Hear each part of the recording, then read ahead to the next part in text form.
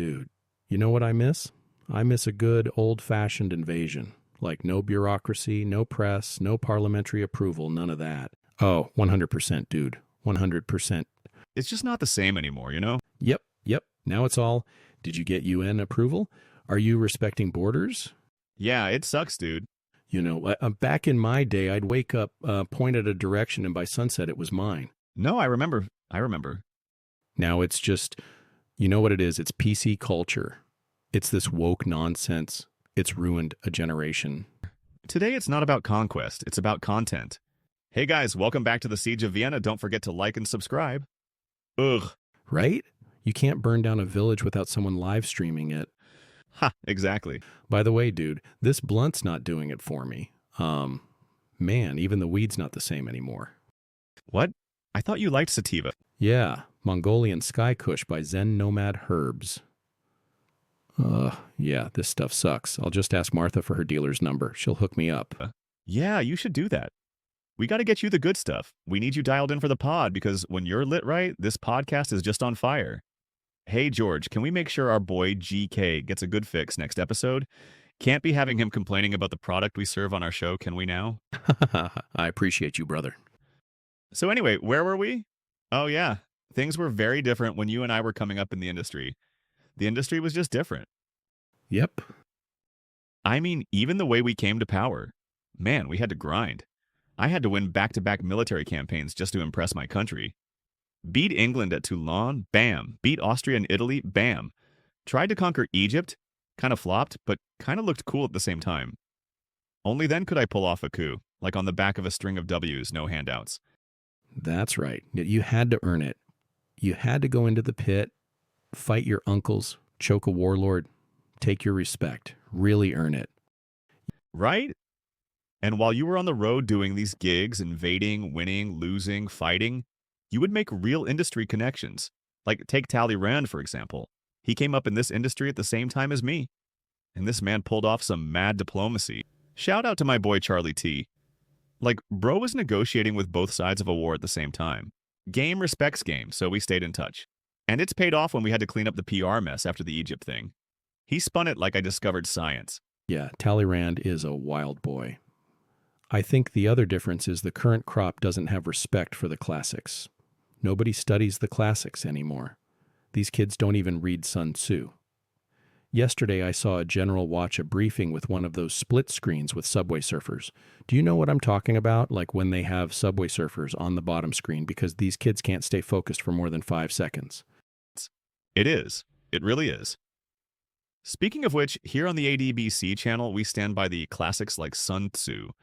That's why you can use our discount code PILLAGE15 to get 15% off. Trust us, it stands the test of time. Well, enough reminiscing. Let's not go full boomer generals. Let's talk current players, new stats, industry gossip. Yeah, who's out there actually putting up numbers right now? So this kid out of North Korea, Kim Jung-Un, he's putting up some massive numbers. My boy is absolutely crushing it. Yeah, Kim is killing it. Yeah, absolutely killing it and killing everyone, honestly. What's he at, like 98% approval rating? 99. Triple-double in censorship every week, league-leading missile tests, and some record-setting incarceration levels. Oof, wow. Has a 10-0 record against democracy and some elite-level suppression efficiency. 0 rebounds on rebellion. He even has the nuclear thing going. Oh, is that right? Yeah, I mean, it's not confirmed, but the entire Kim family franchise has always been rumored to have nuclear weapons. Oh, right, I forgot. His father and grandfather were both players, right? Yep, both were Hall of Famers, Kim Jong-il and Kim Il-sung. Okay, see, I don't like to see that, though. Does that make him a nepo baby? What? Doesn't that make him a nepo baby? I'm just saying, like, how much is it Kimmy versus how much is it daddy and granddaddy building him up, you know? It's all K, man. Is it, though? No doubt they helped, but it takes a lot of passion and work to maintain it. Also, our industry is all nepo babies now anyway. What do you mean? I mean, look at Bashar. Bashar's father wasn't exactly a random guy flipping falafels on a food truck, now was he? Or what about Justin T.? His father was also prime minister. That's true. George W. Jr. and George W. Sr., yeah. It's the entire industry now, man. It's worse than Hollywood. Yeah, it's just the way it is now. That's why I respect Kim regardless of the Nepo baby allegations. Keep in mind that North Korea is a mid sized regime. Russia and China are large regimes, they have economies of scale. But North Korea is mid sized. That's definitely harder to maintain. Oh, 100%. That's a good point. Mid-sized regimes just don't scale anymore. That's true. Yeah, mid sized regimes are tough. 10 good horsemen and a strong name used to be enough. Now you need social media, lawyers, nukes. And it's hard to have those things if you're not at the scale of Russia or China, you know? Yep, even cyber espionage and spying on your citizens is so expensive now. You've got all that AI, facial recognition, and social media surveillance. You need a big regime to afford that kind of thing. Anyway, why don't we do a stats roundup from this season? Coup turnover rate is up 12% this quarter, big spike in West Africa. Mali and Niger leading the league. Love to see the classics making a comeback. Average dictator shelf life is down to 6.8 years. Unless you're in a full personality cult, then it jumps to indefinite with a wax statue clause. That's the power of good branding, baby. Exile to comeback ratio is still holding strong at 1 in 9. Shout out to Imran Khan for keeping the hope alive. Whew, I like that stat. Real underdog energy. Most active coup region right now?